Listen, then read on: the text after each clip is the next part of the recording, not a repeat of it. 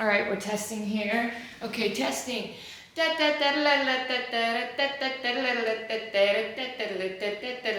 You know, you could dance or something. You could do anything. It's a comedy podcast. We're trying to make people laugh. You know, can you make laugh?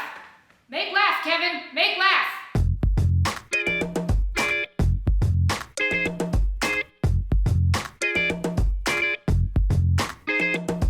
Going. What's up, guys? Welcome to episode 31. This is just Kevin's enormous butt, just mostly in the frame. We mostly see your butt, Kevin. Kevin's here, but it's mostly his butt.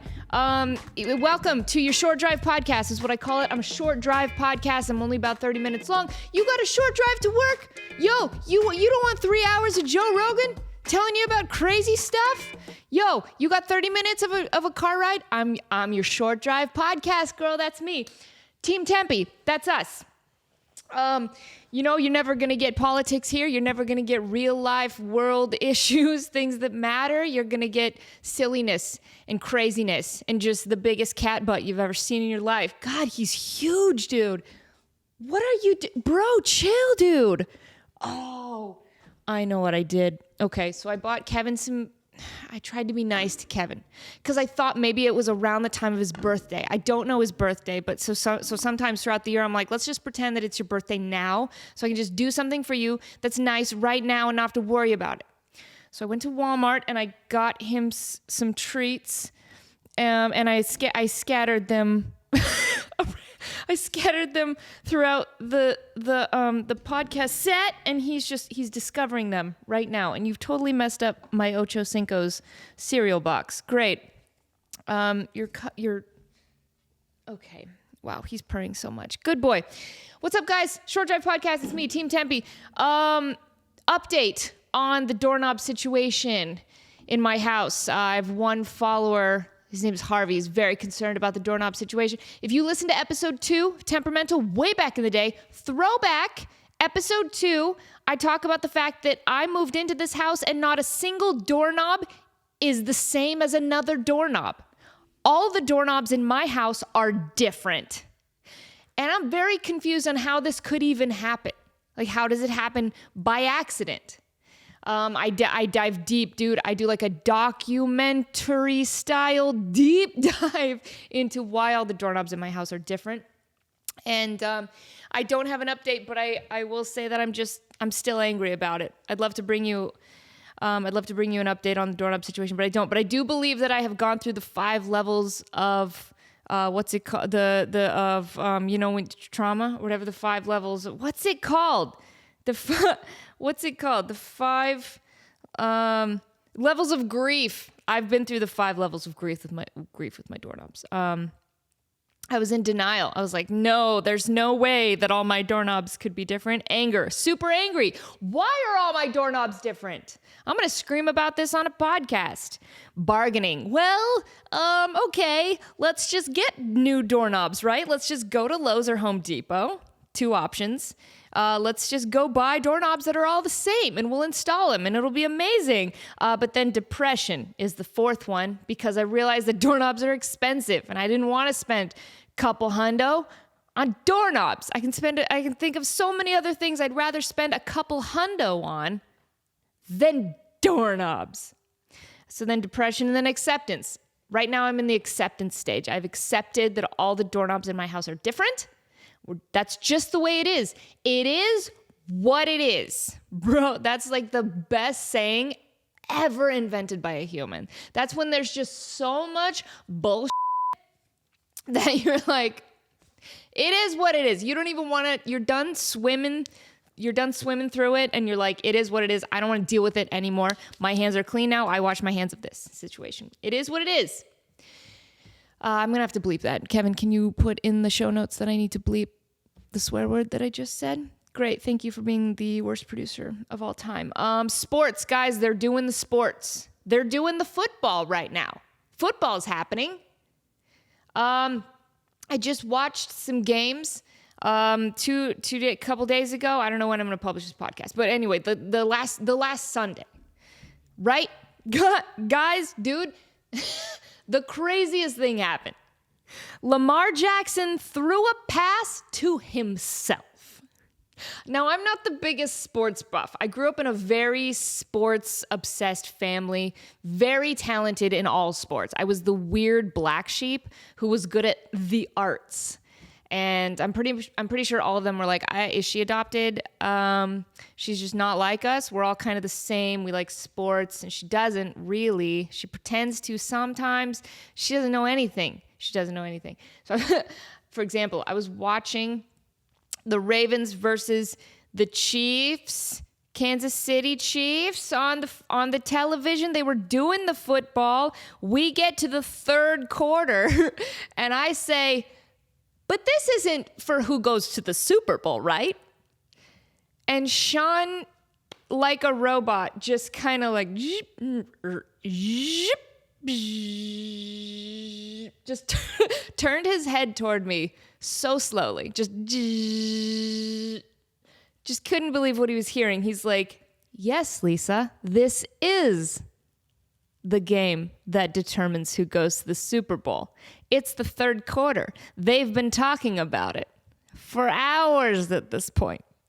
All you had to do was just listen for like 30 seconds, and everyone talking on your screen that you're watching would have told you, this is who determines the Super Bowl, this game right here. And I'm like, really? Okay, well, when's the Super Bowl again? Is it March or April? And then he was done talking to me. Do you ever just say something so dumb that you're just like, wow, how do I not fall down more? How am I just an upright walking human just getting through life? When I ask stupid questions like that, clearly this game was to determine who was going to go to the Super Bowl. It had one of those Kelsey brothers in it. I don't know what a Kelsey brother is. I know he's dumb. I know that one of them is dating Taylor Swift and he's dumb. Wouldn't that be so funny if like the whole world wasn't really, like didn't really know you, but they knew one fact about you, and that fact was that you were dumb? Nobody knows, oh yeah, Lisa's boyfriend. Yeah, we don't really know him. All we know is that he's dumb. Like universally accepted as dumb. Dude, good for him. You're memorable. Being dumb is memorable. Kevin, come back. Kevin, I enjoyed your presence. Come back. He's denying. Okay, but back to what I was saying. Dude, there's this guy, Lamar Jackson. He plays for the Ravens, the Birds team. What is that? The Baltimore Ravens, I think. The Baltimore Ravens. He threw a pass. He threw it, right? He's like, okay. So they all get in their positions, right? Which I think is so cute. Like the play starts and all these boys are like in their yoga pants and their cute little makeup under their eyes. They're like, time to hit our marks. Let's go get in formation, boys. And then they go like it's a jazz routine. Like they're in Jersey Boys or something. Like they're in West Side Story and they're like, when you're red jet, all the way from your first cigarette to your last dying day. Whatever that song is. That's them. They're just like, they go to their marks. They hit their marks. And then the football happens. They're like, go, football now. Somebody does that. Somebody snaps. Is there a snap? That sounds right. And then the dude with the ball right between his legs, he's like, so unnecessary. I'm going to throw it to you backwards through my butt. Why do they do this? I'm going to do a nice downward dog because I'm in yoga pants. I'm in football yoga pants. I'm going to do a nice downward dog. And then you stand behind me. And then when I hear a snap from someone, we're not really sure who, I'm gonna throw the ball backwards between my legs. And then you catch it and then we do football. Okay? That's how it works. Somebody was like, that sounds good to me. And now we do it forever. So Lamar Jackson, he got the between the legs butt ball. And he's like, I'm going to throw it. And he throws it. He throws the ball to what he thinks will be a teammate of his. But instead, the ball bounces off the head of an opponent's helmet. Like, so you got the other team, right? So he throws the ball. It bounces off one of the Kansas City Chiefs dudes up in the air. Lamar Jackson runs forward, catches it himself. Dude, he threw a pass to himself. He completed a pass to himself. What does he need these other guys for? What does he need these other guys for? And the worst part is that they lost. They lost the game. Dude, you know Lamar's like, "Want 'cause of me. Want 'cause of me. Want 'cause of me. 'Cause of you." He did everything he could do. He was literally doing plays alone out there. He was throwing the ball and catching it himself. And they still lost the game. Heartbreaking. I'm not a fan of either team. I'm a Seahawks fan. As you can see, I have a Seahawks shirt on right now. And you may say to yourself, why are you wearing a Seahawks shirt when they're not going to the Super Bowl? And I say to you, if sports movies have taught me anything, you should never count a team out. So who's to say that the Seahawks are not going to make it to the Super Bowl? We don't know. We don't know. They could come back at the last minute and be in the Super Bowl. So good luck to them. I'm still supporting. Never count a team out. Why not us? You know? Don't count them out. Good luck to the Seattle Seahawks. So anyway, okay, so Lamar Jackson threw a pass to himself. I got to watch this video. This is so good. Bro, I'm not even like a huge sports fan, but this is like the best. Okay, here he goes. Okay. It's in the air. He caught it. He's running. Bro, he runs so far too. He does so good. It's one of the greatest plays I've ever seen. Okay, hold on. They're going to show it in slow-mo. Here's slow-mo. He throws it, bounces off somebody. Is it even his head? I don't know. Oh, okay, they got to show it from a different angle. He throws it, bounces off his face, the dude's face. He catches it, he runs. Dude, that's a football player right there. Give him MVP. Give him whatever trophy. Give him the Super Bowl trophy. Can I even say Super Bowl? I don't know. I don't know what I can say anymore. I had this huge debate with Sean. Usually I'm very agreeable, right? Like most of the time I'll be in a group and the group is like, we think this. And I'll be like, I agree. Because I don't have the energy to debate it. So like, let's do it. I'm a go with the flow kind of girl. I'm a count me in kind of girl, you know. But yesterday, I don't know, was watching this game and I'm like, okay. Right? I'm like straightening my tie, I'm straightening my glasses. And I'm like sitting there and I'm like, so you mean to tell me that the NFL doesn't want anyone to say the word Super Bowl? And Sean's like, that's right. And I'm like, okay. So if I'm on the radio, if I'm on the TV, I can't say the word Super Bowl. And he's like, yes, idiot. I just said that. I'm like, this doesn't make any sense because every other brand in the world is doing everything they can to get the name of their brand or their product in people's mouths, talking about it as much as they can. Yo, Dunkin' Donuts.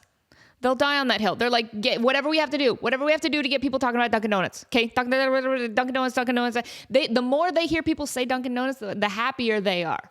Right? Fancy Feast. Hey, we got to get people talking about Fancy Feast. We got everywhere I go, every street corner, I want to hear people talking about Fancy Feast. That's all they want. But then you come to the Super Bowl and they're like, nah. Don't you dare say the name of the thing that we want everyone to watch. Don't you dare even think about it. Doesn't that seem so weird? Like in this day and age, really? You copyrighted a word and you don't want people to say that word? That's dumb. You heard it here first, folks. That's dumb. Here on Team Tempe thinks it's dumb. And I'm speaking for all of us. So anyway, this guy throws a pass and he catches it himself. And that's the coolest thing I've ever seen. Dude, he's smiling. He's so happy. Can you imagine his mom watching this? Just like, my baby. So proud. So proud. But then they lose the game and that stinks for them. You know what it reminds me of? Dude, remember that hockey game where the hockey puck falls in the dude's pants? Oh my gosh. Yo, here's the deal. I don't know what my audience is anymore because for the longest time, my audience was mostly gamers, like mostly gamer dudes. And gamer dudes are usually like, yay, sports ball. Like they couldn't care less about sports in any capacity. They don't care at all. So I don't know. Maybe me talking about sports, all you are like, boo! And then sorry, I scared Kevin when I said that. Kevin's back, by the way. Maybe you're like, nah, I don't care about this. And then you click away. That's fine. But I do got to tell you, this is the funniest thing ever. And you don't have to be a sports fan to find this so funny. Okay, so this was forever ago, bro. So, okay. Here's the article. NHL goalie gets puck stuck in pants, slides into goal, and loses crucial game. Okay, so here's what happened, right? Hockey. That's the cold one. Sabres and Coyotes game was tied at 1-1 in overtime when goalie Mike Smith, basicest name of all time. Don't be Mike Smith. Mike Smith's save of a Sabres shot sent the puck straight up into the air. Okay, so he's the goalie. He's doing his thing. He's going left, he's going right. He's like, he's catching the puck. He's doing his thing, right? He's doing good. He's doing goalie things. But then he stops a puck and it flies up into the air. And you know goalies, they got so much junk on them. They got this massive helmet. They got like elbow pads and arm pads and leg pads and the weird short stick. Like they got so much stuff on them. How do they even see anything? How are they even mobile? But so it flies up in the air. Of course he can't see it. The center tried in vain to swipe the puck away like a cat. Trying to swipe it away from the goal as it turned back down to the ice. Okay, so puck's in the air, very dramatic. You know that scene in Fellowship of the Ring where he's at the prancing pony and then like he falls because Frodo always falls. He falls and then the ring just like, and it's up in the air and then he catches it on his finger and he disappears and everyone's like, oh, that was crazy. Back to our beer. I assume that was kind of like this. So the puck is flying in the air. From the goal, as it tumbled back down to the ice, the puck somehow ended up in the back of Mr. Smith's pants. Bro, right here. Like right here. Like his pants right here. Right in there. Right in there. Dude, that puck was getting fresh. He backed into the net because that's what goalies do. They're kind of like, they come out from their little hole and they do their thing and then they kind of like back into it like a ferret. Have you ever seen a ferret? Ferrets poop in corners. So they'll like see a corner and they're like, that's where I'm going to poop. And then they kind of get in front of the corner and then they like back into it and they do their business and then they scurry away. That's kind of like a goalie, right? The goalie's backing into the goal, the net, like a ferret. But because his pants crossed the goal line with the puck inside his pants, a video review confirmed the goal, and they gave the Sabres the bizarre win. Yeah, I'd say that's a pretty bizarre win. I'm going to watch it right here. Okay, so here they go. Hits the puck, puck's flying, goalie has no idea where it is, backs into it like a ferret. Other team is celebrating. Nobody has any idea what's happening. Oh, they're reaching into his pants. The teammates are like, hold still, Smith. Reaching into his pants. Oh my gosh. Can you imagine? Dude, there should be a rule that if the puck is in pants, no goal. Puck in pants rule. There better have been a puck in pants rule established after that. That is crazy. Dude, hockey is brutal. Dude, hockey, literally, they have a dude on the team that's like the designated fighter. Like if crap goes down, they'll be like, okay, if anything silly happens, then Doug, you're in charge. You do the punching. Everybody let Doug do the punching. He's the enforcer. You just let him do all the... Dude, that's insane. Let Doug do the punching. They literally have a dude on the team who's like, your job is to do the punching. And the thing where they grab the jersey and they pull it over their heads and they knee them in the stomach. Dude, that's some middle school stuff. So good. But I was thinking about how, like, however brutal hockey players are, I think pickleball players are way more brutal. They're way more savage. These pickleball players. So pickleball is this phenomenon, right? It used to only be played by old people. But then a new generation of younger people were like, oh, we didn't realize how easy this was. We don't have to run. We don't have these balls that are so bouncy that when you hit them, they bounce into the next county and then you have to go get them and then run back if you want to keep playing. Oh, this is great. The scoring isn't as complicated. It's so much better. Pickleball is like light tennis or extreme ping pong. That's how I explain it. It's either like the most extreme ping pong where you're like on the ping pong field, like you're doing it, you're human ping pong, or it's like easy tennis. The hissing and the fighting just needs to stop. I don't appreciate it in the middle of the show.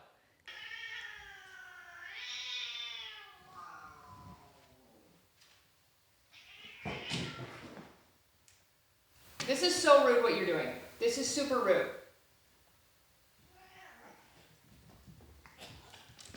Okay. Don't be a jerk. I totally forgot what I was talking about because of the violence. The violence has completely derailed me. Girl, Kevin, you okay? Oh, you're hiding under the you need to stop. Sorry, there's some Kevin on Kevin violence. Dude, Kevin's straight up an enforcer. Straight up, if I had a hockey team, Kevin would be the enforcer. Look at him. Look at this unit of a cat. That is an absolute unit, this dude. Massive. Hey, girl Kevin, it's okay. I know he was super mean, but it's all right. I'm going to stay between you two. I'm like the hockey ref. I'm like, no, in the penalty box. But it's just their cat box, and then they just poop all day. Okay, so here's my experience with pickleballers and why I think they're so savage. So I went to play pickleball with Sean and our friend John Sohinki, and we got all geared up, right? We got our paddles, we got our pickleballs, we're wearing shorts, we got sunglasses, we're ready to have so much fun playing pickleball. And then we go out on the court and we're just like warming up, and like the first warm-up shot, bless his heart, I love John, but he takes like one step and he just collapses. Like one of those toys where you like, hit the button, they're just, I've talked about those toys before. He just goes down and we're like, oh my gosh, John's down. And we rush to him and he has injured himself in such a way. Oh yeah, James is also there. I often forget that James is places. But so it's me and Sean and James and John, and we were going to put me and Sean and James and John going to play pickleball. That's the start of a song. I will write the rest later. But anyway, me and Sean and James and John, we're playing pickleball. Dude, John goes down. And we're like, oh no, John's down. And then this super nice and concerned guy on the pickleball courts. Dude, there's so many pickleball courts and everybody's playing. It's like, it's packed. Dude, this place is packed. This one guy runs over also in shorts and sunglasses. So we know you're serious, because you're wearing shorts and sunglasses. He runs over and he's like, oh my gosh, is he okay? And we're like, he's not okay. He needs to go to the hospital immediately. And so we kind of, he sits off to the side and we're like, yeah, he needs to see a professional. And this stranger who came over is like, oh my gosh. So do you need a fourth player? I'm not lying to you. That's exactly what he said. He seems so concerned. Oh no. Okay, so now that he's out, can I play? And for some reason we say yes. We're like, yeah, I guess. He's just going to sit over there for a while, just being injured, just howling in pain. But I think if we can ignore the howls of pain, we could still play pickleball and make it a great day. So we have this stranger here and we're playing pickleball, and he's just way too good for us. He's better than us. He gets put on my team for some reason. So like I'm on the stranger's side. And then James and Sean are having fun on the other side. And this dude, he knows what he's doing. He knows the terminology, which I don't. I like to make up terms for pickleball. He keeps telling me to get out of the kitchen, which is super annoying, but good on like a feminist level. It's nice to be told to get out of the kitchen. Oh my gosh. Yeah. So, dude, pickleball players, it's no joke. I like to have a couple drinks, go out on the pickleball court, make up some moves, have some terrible technique, hit balls that are clearly out of bounds, and then go full John McEnroe on the other team that it was in. That was it! That's the way I play pickleball. And then I'm done after 45 minutes, and I'm like, let's hit the bar. Let's do it. I know. Girl Kevin's here, and she's like, thank you for saving me from evil Kevin. All right, Short Drive Podcast. We're only a 30-minute podcast, so we're gonna wrap it up here. So, but we got 6 minutes, and here's what I'm gonna say in the 6 minutes. Okay, 6 minutes. I have the cereal box. We're going back to football. We're coming full circle. We talked about football at the beginning. We're gonna talk about football at the end. I have the cereal box called Ocho Cincos. Do you remember when Chad Johnson played for the Bengals? He was the most entertaining football player maybe of all time. I loved him so much. Dude, every once in a while you get these players who, I don't need this computer anymore. You get these players of a sport that just sort of make a mockery of the sport, but also are so good that you can't deny them. And then it's all of a sudden super entertaining again. Like Conor McGregor, like love him or hate him. He's very polarizing, but like, dang, the Conor era of UFC was so entertaining. Like there's always fun stuff happening. This dude would just say whatever. It was so good. So Chad Johnson, right? That's his name? Yeah. Ocho Cinco. I think he even changed his name legally to Ocho Cinco, which doesn't even hit. Cinco's 5, right? Uno, dos, tres, cuatro, cinco, cinco, seis. Yeah, Cinco's 5. So his number was 85. That's Ocho Cinco is not 85 in Spanish. It's just 85, which I always thought was funny. Like, okay, you're 8. You went all that way to change your name to 85, but then you just changed it to 85. Anyway, so here's why this is funny. So Ocho Cinco was the most entertaining football player of his time because he always danced. He did these crazy dances. He was always saying weird stuff. Dude was so funny. Like at one point he'd like score a goal and then he'd go and like revive the football, like doing like CPR on the football. At one point he took the little marker that like out those little like stakes that outline the little the place where you make the touchdowns, and he like putts. He like does putting. He putts the football like it's a golf ball. So funny. At one point he scores a goal and then he goes and he like proposes to a cheerleader. He like runs off, proposes to a cheerleader. Another time he like gets up, he goes and finds a cameraman and he like shoves him out of the way and he's like operating the camera. But the best one is he did this river dance. He scored a touchdown and then he was like, and his form was impeccable. You could tell this man has done ballet. Beautiful form. So funny. So funny. So I miss him a whole lot. He got fined so much.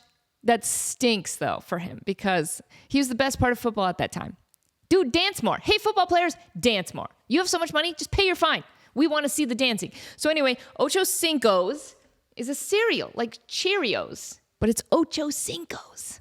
And here's the box. It doesn't have the cereal inside because I ate it, because I'm a big cereal lover, and I couldn't just let it go stale forever and just not eat it.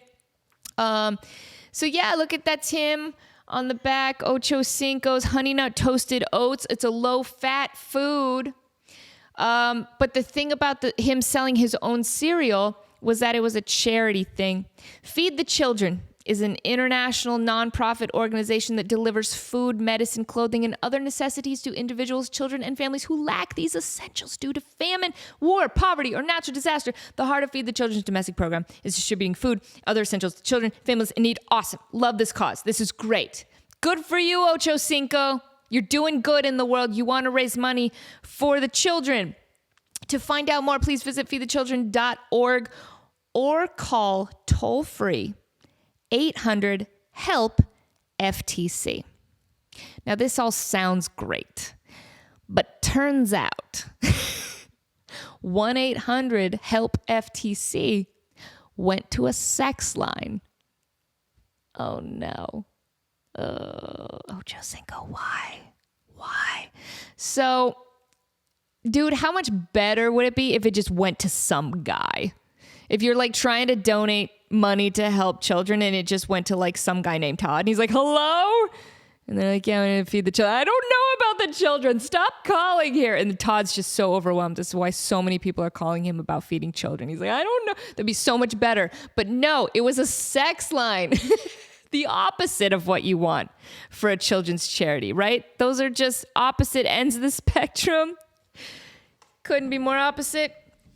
So then when I their solution was to take a Sharpie and just cross out the phone number, which is on the side. They're like, okay, well, let's still sell the cereal, but then we'll just put a Sharpie over the phone number. So I very easily, when I received the cereal box, took these fruit flies in my house. I took a Q-tip and a little rubbing alcohol, and I just easily took off the Sharpie. I'm like, okay, there it is. There's the phone number. He had to like make this huge apology. He's like, I'm so sorry that when you guys trying to help the children, you actually called a sex line, and some sexy lady was like, hey, big boy, and like asked for a credit card number. Like, this doesn't feel like I'm feeding any children. So super funny. So I don't know. Some of those boxes are going online for, I don't know how much on eBay, but this one doesn't have the cereal in it, so I don't think it's worth anything, but I just kept it all these years because I thought it was super funny. So anyway, that's all I got. Wow, Lions, how'd you mess that up? I have a friend named Neil. He works for the Detroit Lions. They were feeling pretty good on that first and second quarter. And then, you know what happened? They had one of those movie rallies in the locker room. And the Niners coach was like, why not us? Why not us? And then they came back and they're like, oh, we're actually going to win. And then the Niners won. And then the Detroit Lions were very sad. And my friend Neil is probably very sad. But you know what? Good on them. They did good. Maybe another 100 years and you guys can make it happen. Anyway, yay, football game. Yay, Super Bowl. I don't care. I'm just going to say it. I don't know why I can't say it. I'm going to say it. Super Bowl. Yay. Good luck for the Seahawks trying to get to the Super Bowl. I think that you guys can still do it.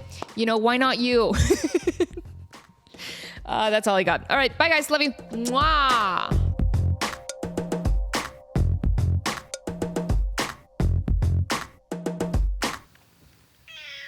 I know that he was hissing at you. That's very rude of him.